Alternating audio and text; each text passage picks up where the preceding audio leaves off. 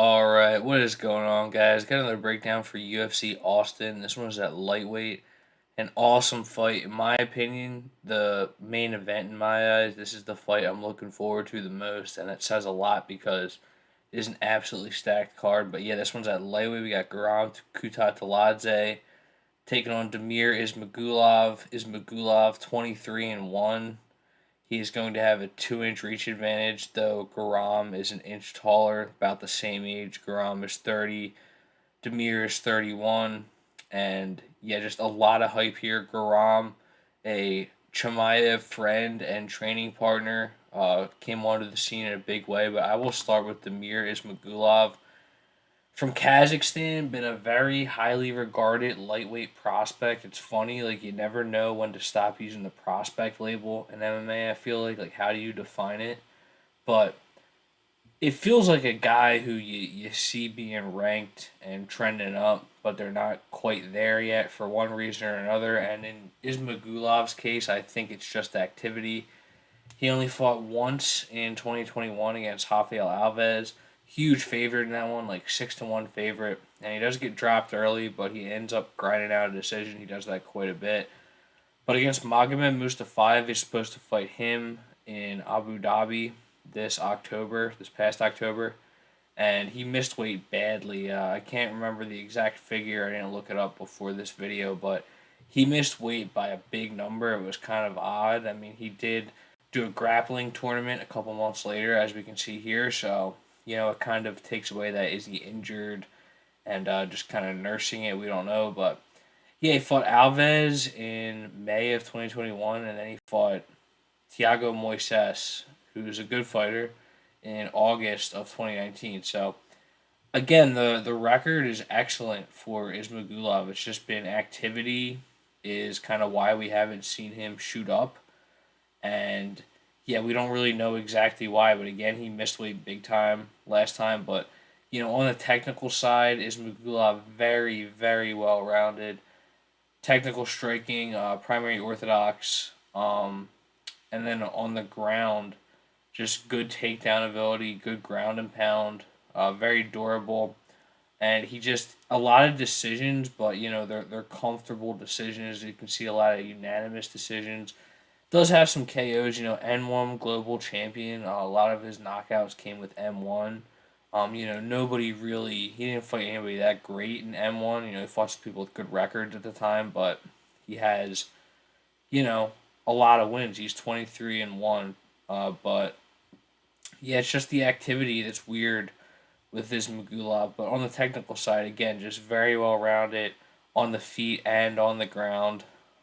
I don't think this fight is going to take place on the ground. I think Guram has good enough takedown defense. We'll talk about that in a second. But I see this fight taking place on the feet. And if it does, Ismagulov very equipped to win a decision.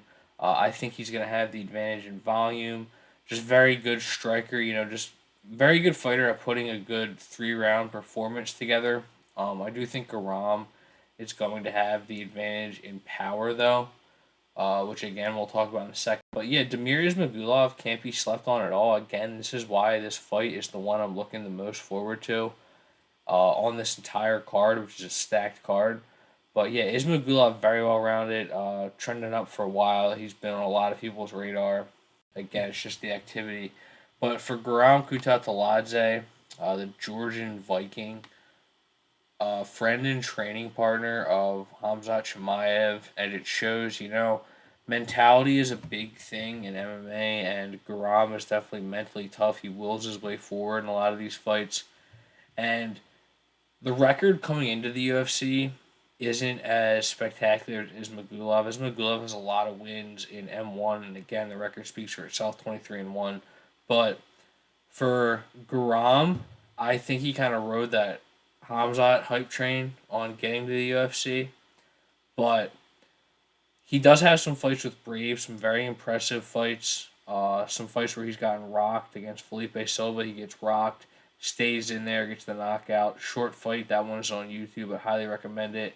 And yeah, just a lot of that in his early career. He's got excellent kicking game. That's what stands out about Guram's game to me.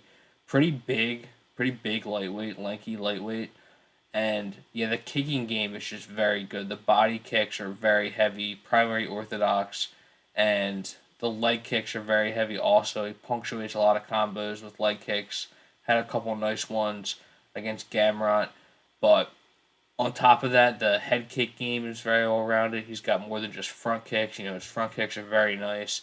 He can throw axe kicks. He can throw roundhouse kicks. It's just very good kicking game. Can't stress that enough. And there's some power on these kicks.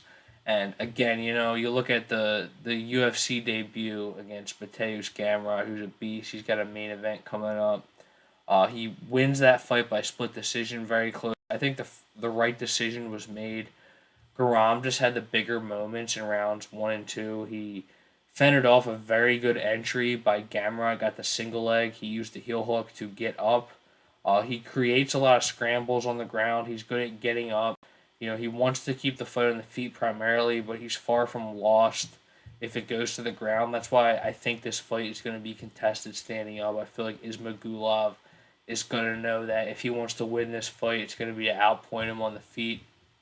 But that's why this fight is such a great fight. You got a well-rounded, very equipped fighter to win a decision in Ismagulov, and you got Guram, who's more of a killer, has a lot more first round wins, and he just has the bigger moments in rounds, a lot of power, and just very mentally tough. There's a great documentary that I just watched on that Block Assets channel. You see primarily Chimaev and Darren Till on there, but Kutateladze is a close friend of Chimaev, so he's on there. They have a really cool documentary about him.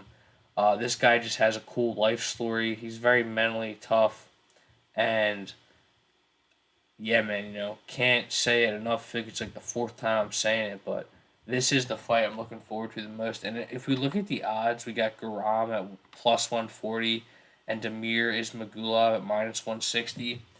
And I'm going to go with Guram Kutateladze, especially from a betting perspective. I just love these odds at plus 140. We haven't seen him in a while. It's been over a year since we last saw him in the octagon. But there's a couple factors, and let me just say that it's far from a sure thing. I already did make a bet. It's on Bet Tip. You can check the link in my bio. But I put half a unit on Guram for now at plus 140. But I'm definitely open to betting more. But, I will give Ismagulov his credit. He's a great fighter, very highly regarded. You got to keep recency bias in mind. Just because Guram is friends with Chimaev. We all remember that Gamrot fight. Awesome fight. He really burst onto the scene in a big way. He had a fight fall through with Don Madge, who is no longer with the promotion. So, yeah, it's on one hand, it's hard to tell what we got with Guram Kutateladze, but at the same time, man, I worry about these long layoffs for Ismagulov. Big weight miss last time. He does win a lot of decisions. He's very technical and he's solid through 3 rounds, but Guram has the power advantage. He really punctuates these rounds with these kicks. You just remember his kicks more than anything the other guy is doing. It kind of reminds me of Rafael Fiziev. Very similar kicking game. He does have a Muay Thai style. And yeah, with plus odds, I'm just going to go with Guram. I like the mental aspect. I like his finishing ability. He's got the power bar. But again, far from a sure thing, man. You got to give Damir Ismagulov his credit. Very legit fighter. I cannot wait for this fight. It is an awesome fight card. And I hope to have my next video up either tonight or tomorrow morning. So, thanks for watching, guys. Sure subscribe and take it easy.